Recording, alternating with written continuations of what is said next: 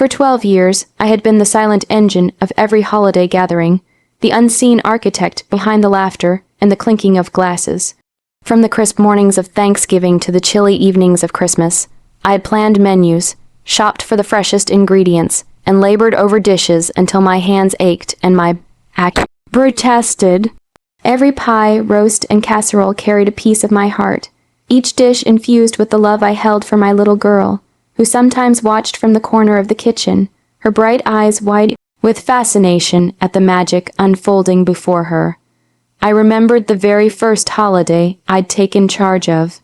My husband had been indifferent, my in-laws critical, and my siblings passive, but I had thrown myself into the kitchen with the naive optimism of someone who believed that love alone could fill empty hearts. The smells of roasting turkey and cinnamon had filled our home, mingling with laughter that I coaxed out of reluctant relatives. I had watched as my daughter, then only 4, twirled in the corner, delighted by the colors and smells, unaware that I was silently taking mental notes of who appreciated the work and who didn't. Over the years, I learned to anticipate every criticism, every sigh of impatience. I became a master of diplomacy, a juggler of expectations, and an invisible servant whose labor was expected, not praised. The compliment, "It's delicious," was a rare gem, tossed casually amid complaints about how dry the turkey was or how undercooked the potatoes seemed. Yet I persisted. Each year, I cooked not for acknowledgement, but because I loved the act of bringing people together. I cooked because I loved the joy in my daughter's eyes when she dipped her spoon into a bowl of her favorite sweet potato mash, a recipe we had perfected together. And yet, beneath the smiles and the applause for the perfectly set table, there was a gnawing emptiness. I began to notice how my family treated my efforts as if they were entitlements, not gifts. I noticed the way my husband would sit back, enjoying the fruits of my labor without once asking if I needed help. I noticed how my siblings would comment on minor imperfections, while ignoring the countless hours I poured into creating a memory. My heart ached quietly, but I buried it beneath the steam of simmering sauces and the rhythmic chopping of vegetables. This year, I felt the familiar mixture of pride and fatigue as I prepared for Thanksgiving. The turkey had been brined for 24 hours, the cranberry sauce simmering gently on the stove, the pies cooling on the counter. I was humming softly, lost in the ritual that had become my life's work, when I checked my phone one last time. My hands froze. The message on the family group chat was short, almost clinical. "Your daughter isn't invited this year." I stared at the words, unable to comprehend their meaning. My daughter, the bright, loving, autistic girl whose quirks I had nurtured, whose presence had been the inspiration behind every lovingly prepared meal, was being excluded. My chest tightened, a cold, sinking weight settling into my stomach. The realization hit me like a fist. The family for whom I had sacrificed countless hours, for whom I had poured my heart into 12 consecutive holiday seasons, had decided she was not worthy of their celebration. Tears blurred my vision as memories of the past 12 years' countless feasts, sleepless nights, whispered reassurances to my daughter when the world seemed too loud rushed through me. I had built this table, crafted this tradition, and every plate had been a labor of love, and now they had drawn a line. My daughter, my heart outside my chest, was not welcome. The knife I held clattered against the cutting board, and I realized something profound. This holiday, the one I had devoted so much of myself to, had become the mirror reflecting their true colors. 12 years of devotion, of unnoticed labor, and it had been for nothing. Or maybe I thought it was for everything. The words repeated in my mind like a cruel mantra, "Your daughter isn't invited this year." I read them again, hoping somehow my eyes had deceived me, but no, there they were, as sharp and cold as ice. My daughter, my little girl with golden curls and a laugh that could melt even the hardest hearts, was not welcome at the table I had spent a dozen years building. I sank into a chair, the kitchen around me suddenly suffocating. The aromas of roasting turkey, simmering gravy, and baking pies, the smells that had always brought comfort, now felt like taunts. I remembered the morning spent peeling apples for pie, chopping vegetables until my fingers throbbed, The evenings spent stirring pots while my daughter traced invisible patterns on the floor. Beside me, her hands smeared with flour, all of it had been for them. And now they told me she wasn't welcome. A wave of disbelief washed over me, followed almost immediately by a raw, searing anger. How could they? After 12 years, after every holiday, every dish, every ounce of my effort poured into making their lives feel richer, fuller, happier. How could they decide she was not worthy? My daughter, who had never hurt anyone, who had faced challenges with courage beyond her years, was suddenly an inconvenience in their eyes. I felt a burning mix of grief and fury, my chest tight, my hands trembling. I thought back to past holidays, recalling small moments that now stung with bitter clarity. The way my mother-in-law had rolled her eyes at my careful table settings, the way my siblings had dismissed my meticulously prepared desserts as good enough, the way my husband had taken my work for granted, never once acknowledging the blood, sweat, and tears hidden in every dish. I realized in that instant that the past 12 years had been a long, slow unveiling of their true colors. And now this cruelty toward my daughter was the final, undeniable proof. I wanted to confront them immediately, to send a message that made them feel the shock and shame that rattled my own bones. But I didn't. Instead, I sat in silence, the weight of betrayal settling deep in my chest. I watched my daughter playing with her toys on the floor, oblivious to the storm raging inside me. Her laughter, bright and innocent, stabbed at my heart. She didn't deserve this. She didn't deserve to be excluded by the very people I'd worked so hard to please. For hours I replayed the message in my mind, dissecting it, analyzing it, searching for some possible explanation. There was none. It wasn't a misunderstanding. It wasn't a mistake. It was intentional. And the realization fueled a quiet but growing determination inside me. They had underestimated me for years, ignored my sacrifices, dismissed my labor, and now they had crossed a line. As the kitchen filled with the warm, familiar smells of cooking, I found my resolve solidifying. My daughter would not be left out. She would not be made to feel small or unwanted, and if the family wanted to continue their charade of gratitude and togetherness without her, they could. I would create a new tradition, one where love and respect were real, not performative, one where my daughter's presence would be celebrated, not questioned. The betrayal had shattered something inside me, yes, but it had also ignited a fire. For 12 years, I'd cooked for others, hoping for acknowledgement that never came.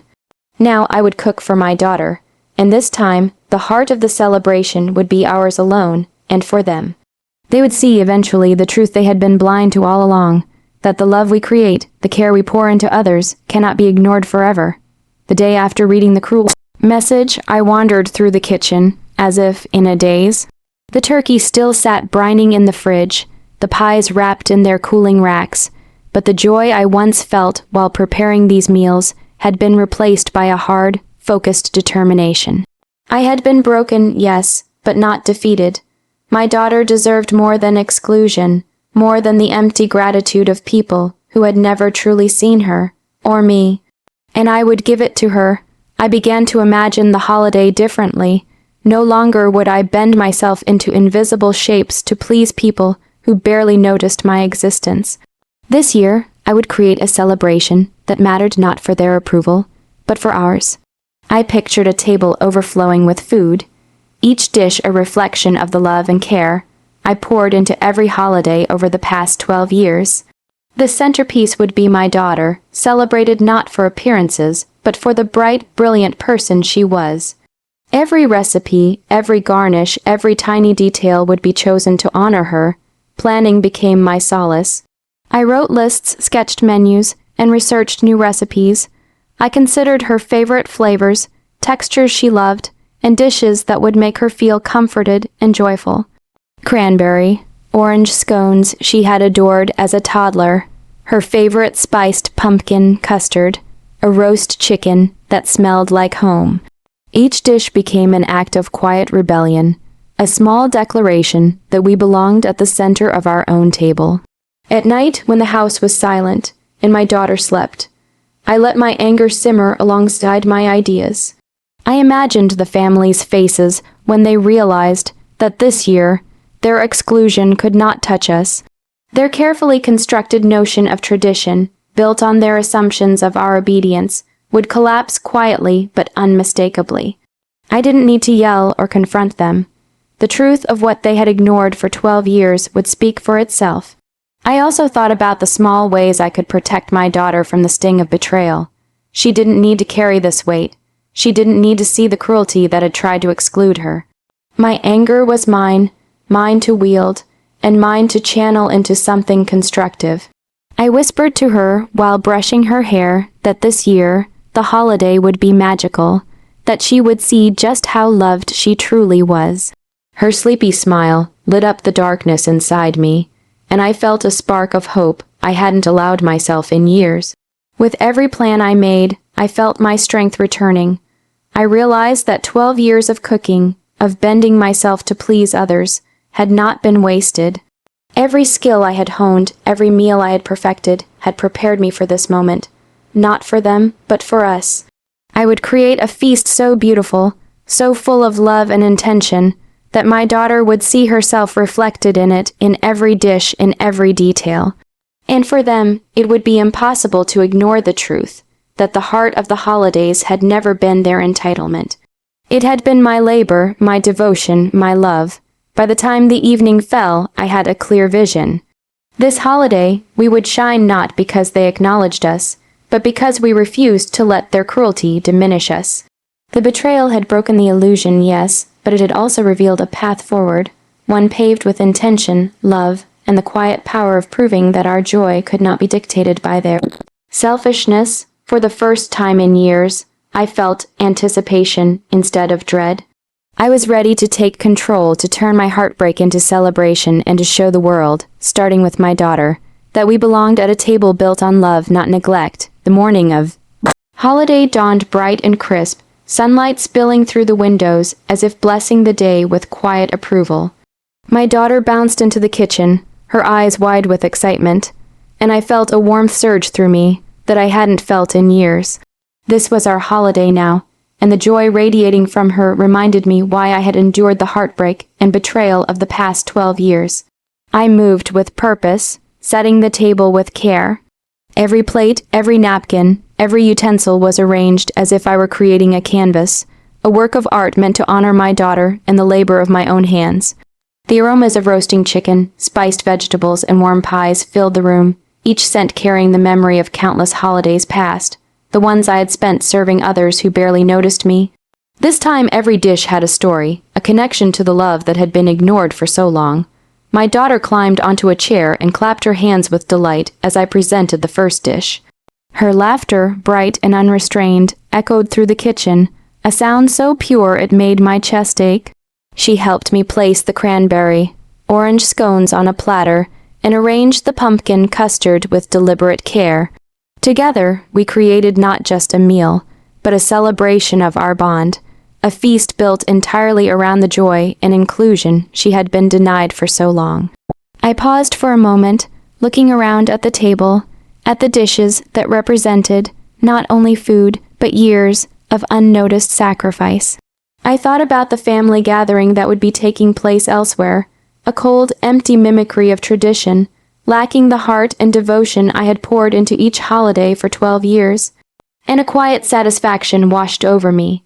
They had tried to exclude us, to erase my daughter from the story of the holiday. But here we were, thriving in a space filled with warmth, love, and laughter. The truth of our value impossible to deny.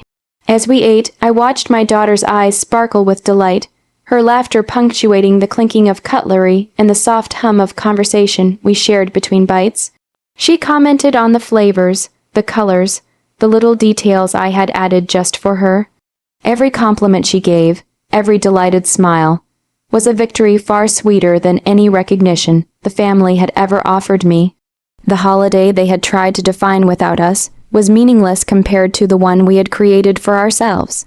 Later, messages began to arrive. My phone buzzed with texts and calls, tentative and apologetic. The family had realized too late that their exclusion had been cruel and short-sighted. They expressed surprise, guilt, even shame, but I felt no rush to respond. I didn't need their validation. The satisfaction of seeing my daughter celebrated, the pride in our shared joy, was more than enough. I savored it quietly, knowing they had finally glimpsed the truth they had ignored for so long. The heart of the holiday had always been our love and care, not their entitlement. By the evening, the kitchen was quiet except for the soft hum of contentment.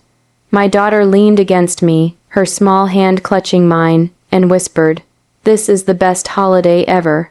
And in that moment, all the years of sacrifice, the heartbreak, the anger, and the quiet plotting of this day fell into place. I had taken the sting of betrayal and turned it into a celebration of love, resilience, and justice. Not loud or vengeful, but perfectly sweet in its truth. The holiday belonged to us. The table I had built, once for 12 years of thankless service, had become our sanctuary. And in the warmth of my daughter's eyes, I understood fully. Revenge did not need to be cruel. Sometimes the sweetest revenge was simply flourishing where they had tried to diminish you.